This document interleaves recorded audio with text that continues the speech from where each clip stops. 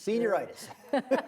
Senioritis is the idea that kids start to phone it in and just coast into summer break. I'm not quite there yet, but you have 2 seniors, so Yes. I feel like this is right up your alley. So you might think that burnout starts closer to the end of the year, but according to 9 News parenting expert Dr. Sheryl Ziegler, who also has a senior, the slump starts now. I know why you pitched this. Yes. You're dealing with it right now. Inspired at home. I'm dealing with it right now, so for everyone else who can relate. And also, I know we've had like 3 weeks of spring break, but for a lot of people, this is the first week back, or for some people, they're on spring break this week. Yes. But by next week, Right. you're going to have kids that are complaining about going to school. They don't want to go. This is so pointless and useless. And so I thought we could all commiserate around how to support them through this last home stretch. So why are they exhausted so early? Is it because they had this nice little break and they're like, the end is near? Yes, I think anytime the end is near, we all know what that's like too, right? You get really anticipatory about things. Like even if you're running a marathon or a half marathon, right? Like when someone yells out like 1 more mile or 2 more miles, you just like, okay.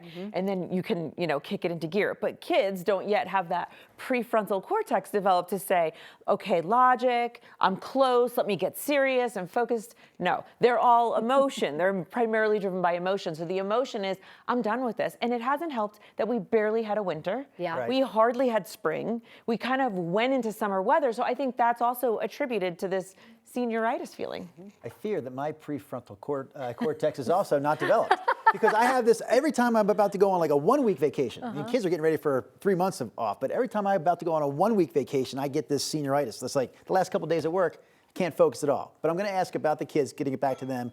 What are the early signs of burnout? Because I'm sure parents would like to maybe have a role in keeping this from being out of control. Absolutely, right. So we're calling it senioritis, but there's such a thing as, we know burnout, the chronic physical and emotional exhaustion from feeling like you are no longer good at your job, whatever your job is, a parent, a student, whatever it is. So in this case, it just starts to feel like they are getting irritable. They're having a harder time waking up in the morning. They're negative and they're just sort of over it, right? Depending on their age, even in elementary school, we see it now happening in 4th and 5th grade where they're just tired and they feel like I've learned all I can possibly learn. Do we really have to do this anymore? So it's sort of convincing kids that we have about 2 months, for some people just 6 weeks left of school. And yes, you're still gonna learn things. The other thing that happens is teachers also start talking about fun end of year things. So it starts to feel like, are we done with the school part? Let's just have fun. Yes. So- My first grader is even like, Sure. we go to school so long, I'm there so long, So I always try to say, okay, in a couple weeks, you have a 3-day week or something like that, just little things to like bridge them to get there.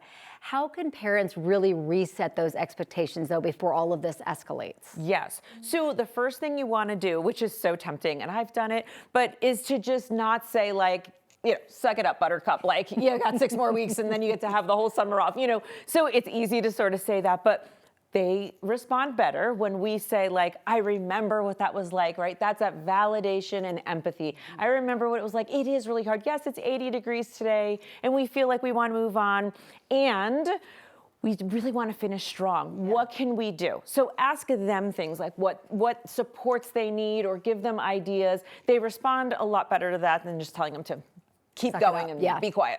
I like to hit it with the idea that, once you get out of school and you start your profession, you're going to be doing it for about 45 years. Yes. So, I stop do that complaining.